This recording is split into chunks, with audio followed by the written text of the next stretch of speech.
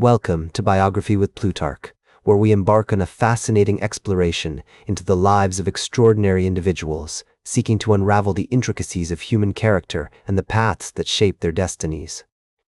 Born Norma Jean Mortensen, Marilyn Monroe's ascension to fame was nothing short of meteoric, yet her early years were marked by turbulence and hardship, laying the groundwork for both her remarkable talents and profound struggles.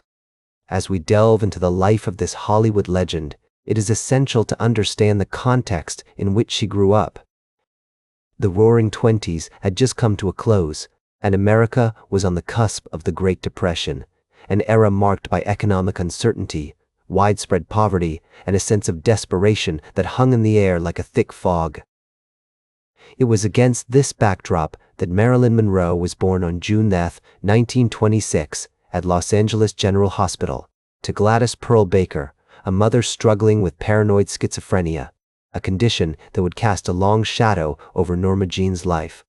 The identity of Marilyn's father remains shrouded in mystery, a fact that would later contribute significantly to her deep-seated insecurities and an unrelenting quest for love and validation. This paternal absence would become a recurring theme throughout her life, influencing her relationships and informing her search for stability and acceptance. The early years of Norma Jean's life were a tumultuous roller coaster. She spent time in foster homes due to her mother's inability to care for her, an experience that left an indelible mark on her psyche, shaping her perceptions of love, family, and belonging. One of the most significant influences during Marilyn's formative years was Albert and Ida Bolender, a strict Christian couple who took Norma Jean in as a foster child when she was just a few weeks old. The Bolenders provided a sense of stability, but their austere rules and expectations also imposed a stifling constraint on the young girl's emotional expression and creativity. This early environment taught Marilyn the importance of conforming to societal norms, yet it also suppressed her innate desire for freedom and self-expression, fostering a sense of disconnection between her authentic self and the persona she was expected to present to the world. As Norma Jean grew older, she was shuffled between different foster homes, never quite finding a place where she felt truly belonged. This nomadic childhood, coupled with the absence of a stable family structure, made her yearn for connection and acceptance, leaving her vulnerable to the whims of those around her. Her early years were also marked by instances of sexual abuse, experiences that would later contribute to her difficulties in forming healthy relationships, as she struggled to reconcile her desire for love and intimacy with the trauma of her past. The 1930s and 1940s, the period during which Marilyn grew up, were times of great social change and economic hardship in America. The Great Depression had left its mark on families across the country, including those who took Norma Jean in. These external challenges only added to her internal struggles, making her early life a complex tapestry of resilience, vulnerability, and an unrelenting desire for love. As she navigated this treacherous landscape, Marilyn began to develop coping mechanisms, learning to adapt and survive in a world that often seemed hostile and unforgiving. As she entered adolescence, Norma Jean's beauty began to blossom, and with it, a sense of potential that could change the course of her life. Her discovery by a photographer while working in a factory during World War II would be the first step towards a career that would catapult her to international fame. The historical context of Marilyn's early life, marked by economic uncertainty, the upheaval of World War II, and the societal expectations placed on women, played a significant role in shaping her character. The post-war era, with its emphasis on consumerism and the rise of Hollywood as a cultural powerhouse, would provide the backdrop against which Marilyn Monroe would eventually rise to fame. It is through the lens of her early years that we can begin to understand the complexities of Marilyn Monroe, the desires, fears, and aspirations that drove her towards the spotlight, and ultimately, towards a legacy that continues to enchant and intrigue us today. As Norma Jean transitioned into her teenage years, her life began to take a dramatic turn, like a canvas unfolding with vibrant colors and unpredictable brushstrokes. In 1942, at the age of 16, she married James Dougherty, a 21-year-old neighbor, in a union arranged by her foster parents, Albert and Ida Bolender. This marriage was an attempt to provide stability and security for Norma Jean, but it ultimately proved unfulfilling, like a melody that lacked harmony. The couple moved to Van Nuys, where Doherty worked as a factory worker at the Lockheed aircraft plant, while Norma Jean took on various jobs, including working at the radioplane munitions factory in Van Nuys, where she was discovered by a photographer from Yank magazine in 1944. The factory, with its hum of machinery and smell of metal, was a far cry from the glamorous world that awaited her. Yet, it was here that Norma Jean's unique look and charisma first caught the attention of David Conover, a photographer who would change the course of her life. Conover, struck by her striking features and effortless charm, soon introduced her to the world of modeling, where she quickly gained momentum, posing for numerous photographers, including the renowned pin-up artist, Earl Moran. Her early modeling days were marked by a sense of wonder and excitement, as she discovered her ability to transform in front of the camera, like a chameleon adapting to its surroundings. As Norma Jean's modeling career took off, she began to appear on the covers of various magazines, including 17 and Life, her face and figure becoming synonymous with beauty and glamour. In 1946, she signed a contract with 20th Century Fox, marking the beginning of her journey as a Hollywood actress. She adopted the stage name Marilyn Monroe and began taking acting classes with Natasha Lattès, a renowned coach who would help her hone her craft. Her early film roles were minor, but she quickly gained attention for her performances in films such as Scudda Hoo, Scudda Hey, 1948, and Ladies of the Chorus, 1948, where she showcased her talent for comedy and drama. The year 1950 proved to be a pivotal one for Marilyn, as she landed a small but notable role in The Asphalt Jungle, directed by John Huston. Her performance caught the attention of critics and audiences alike, and she soon found herself cast in more substantial roles. In 1952, she starred alongside Keith Andes in Clash by Night, a drama directed by Fritz Lang, which showcased her range as an actress and her ability to convey complex emotions on screen. This film marked a turning point in her career, as she began to take on more mature and challenging roles, demonstrating her growth as an artist. Marilyn's personal life was also gaining significant attention during this period, like a subplot unfolding in tandem with her professional journey. Her marriage to James Doherty had ended in divorce in 1946, and she went on to marry Joe DiMaggio, the legendary baseball player, in 1954. The marriage was highly publicized, with the media frenzy surrounding their union reaching a fever pitch.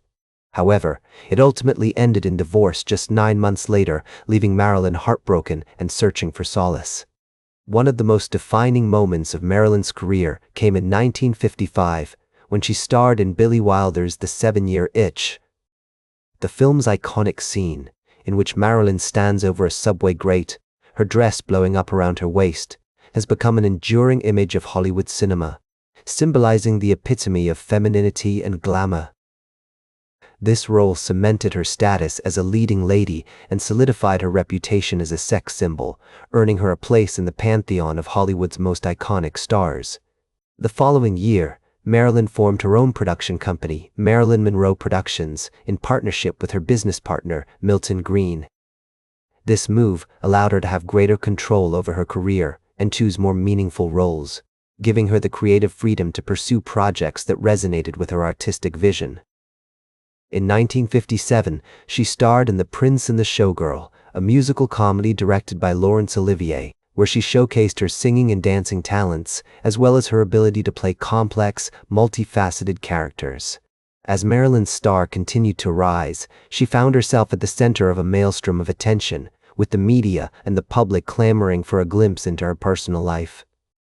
Yet, despite the chaos surrounding her, she remained an enigmatic figure, full of surprises and contradictions, like a puzzle that refused to be solved. Her journey was far from over, and the world watched with bated breath as she embarked on the next chapter of her remarkable life, eager to see what lay ahead for this talented, tumultuous, and fascinating woman.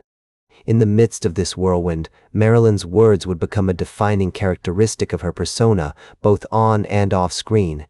If you're going to be two-faced, at least make one of them pretty. These words, like a mantra, would echo throughout her life, a reminder of the complexities and contradictions that lay beneath her glamorous facade. As she navigated the highs and lows of her career, Marilyn remained an elusive figure, always staying one step ahead of the spotlight, leaving behind a trail of mystery and intrigue that continues to captivate audiences to this day. As Marilyn's career continued to soar, she found herself increasingly entangled in a web of personal struggles and professional pressures that threatened to consume her very being. The glamorous facade she had so meticulously crafted began to crack, revealing a complex and vulnerable individual struggling to find stability in her life. Her marriage to Arthur Miller, the renowned playwright, had ended in divorce in 1961, leaving her feeling lost and alone. The dissolution of their union was a painful reminder that even the most seemingly perfect relationships can be fragile and fleeting. Despite these challenges, Marilyn remained committed to her craft, throwing herself into roles that showcased her range and depth as an actress. Her dedication to her work was unwavering, driven by a fierce passion that had been burning within her since she first stepped foot in Hollywood. One of her final films, The Misfits, directed by John Huston and written by Arthur Miller, would prove to be a poignant swan song for Marilyn's career. Marilyn's performance, which was hailed as one of her finest, seemed to capture the essence of her own struggles and vulnerabilities. As she delved deeper into the character of Rosalind Tabor, Marilyn found herself drawing parallels between the protagonist's experiences and her own. The film's themes of isolation, loneliness, and the search for meaning resonated deeply with her, and she poured her heart and soul into the role. As the years went by, Marilyn's personal life continued to unravel at an alarming rate. She became increasingly dependent on prescription medications, using them as a crutch to cope with the pressures of fame and the constant scrutiny of the media. Her fragile mental state was exacerbated by the relentless attention, and she began to feel like she was living in a fishbowl, with every move she made being watched and analyzed by the public. The strain took a devastating toll on her physical health, and she started to appear gaunt and tired, her once luminous complexion now dull and lackluster. On August 5, 1962, at the age of 36, Marilyn was found dead in her home, the victim of an accidental overdose. The news of her passing sent shockwaves around the world, with fans and admirers mourning the loss of a beloved icon. As the news spread like wildfire, flowers and tributes began to arrive at her grave, a poignant reminder of the enduring power of her legacy. In the years that followed, Marilyn's films were rediscovered and reappreciated by new generations of audiences who marveled at her talent, charisma, and vulnerability. Her performances continue to captivate and inspire us, offering a glimpse into the complexities of the human experience. Today, Marilyn Monroe is remembered not just as a Hollywood starlet, but as a complex and multifaceted individual, whose struggles and triumphs serve as a powerful reminder that true greatness is not just about achieving success, but about living a life that is authentic, meaningful, and true to oneself. Her own approach to life was characterized by a sense of urgency and spontaneity, a desire to experience everything that life had to offer before it was too late. "We should all start to live before we get too old," she once said, a sentiment that seems to capture the essence of her own philosophy. Marilyn's impact on popular culture is immeasurable, with her influence extending far beyond the realm of film. She has been name-checked by everyone from Madonna to Lady Gaga, and her image continues to be referenced and reinterpreted in art, fashion, and music. Her story serves as a powerful reminder that true greatness is not just about achieving success, but about living a life that is authentic, meaningful, and true to oneself. That's all for today's biography with Plutarch. Remember to like, share, and subscribe, and until next time, remember that understanding the lives of remarkable individuals helps us better understand ourselves.